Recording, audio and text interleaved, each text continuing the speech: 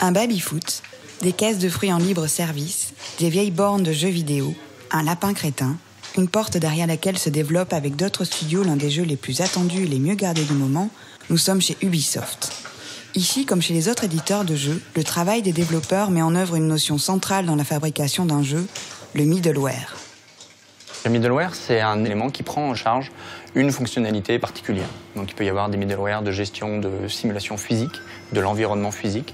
Il peut y avoir des middleware d'effets spéciaux pour faire de la fumée, pour faire des flammes, pour faire du feu. Il peut y avoir des middleware de végétation. Donc en fait, un middleware, c'est le logiciel qui va être utile dans l'environnement complet du moteur de jeu. Un jeu vidéo, contrairement à un jeu réel, c'est donc un assemblage de plusieurs middleware, physiques et graphiques, qui permettent de reconstituer un univers entier. Pour la dernière production d'Ubisoft, Watch Dogs, 98% des middleware ont été développés en interne. Donc sur un jeu comme Watch Dogs, nous avons créé des systèmes relatifs au monde qui vont permettre de gérer des choses comme la lumière.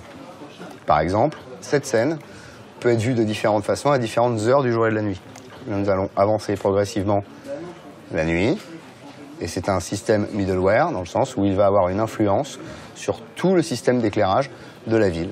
On va pouvoir prendre un autre exemple tout bête qui va dire au jour on va changer le temps. Comme vous pouvez le voir peut-être là, on a des feuilles qui volent, et ces feuilles qui volent réagissent à un middleware, qui est un middleware de vent. Alors je peux vous montrer le vent, la façon dont nous percevons le vent, nous développeurs, qui ne sera jamais vu par les joueurs. Donc, par exemple, on va déclencher de la pluie. Voilà, il va se mettre à pleuvoir dans le monde. Et à partir de ce moment-là, les surfaces vont réagir aux gouttes d'eau.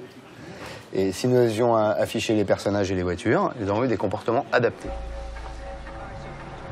Ces systèmes changent radicalement le spectre des possibilités qu'on a dans un jeu et donc le spectre des expériences.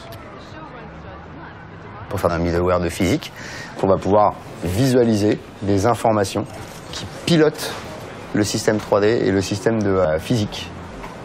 Typiquement, ce que vous voyez ici, c'est les parties qui vont réaliser des collisions et 4 petites croix vertes qui représentent les points de contact des roues qui, elles, vont répondre à la physique.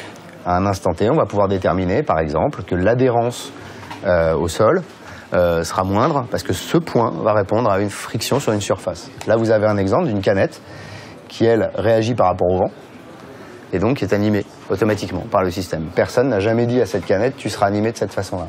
Donc ces systèmes de très haut niveau ont des conséquences sur l'intégralité du jeu et sur l'expérience de jeu du joueur. Vous n'allez pas conduire une voiture de la même manière lorsqu'il fait beau que lorsqu'il pleut.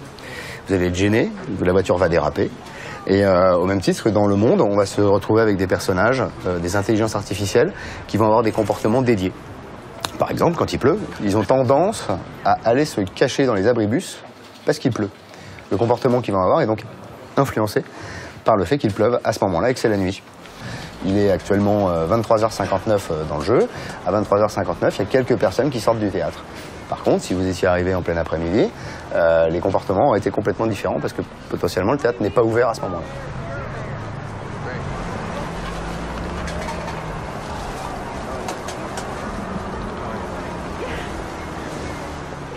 En fait, l'un des intérêts d'avoir des middleware, c'est que plusieurs productions de jeux dans les différents studios peuvent réutiliser des éléments et on peut essayer de l'extraire et d'en faire un middleware pour le repackager pour les autres productions de jeux. Donc c'est l'un des enjeux en fait forts dans les productions de jeux modernes.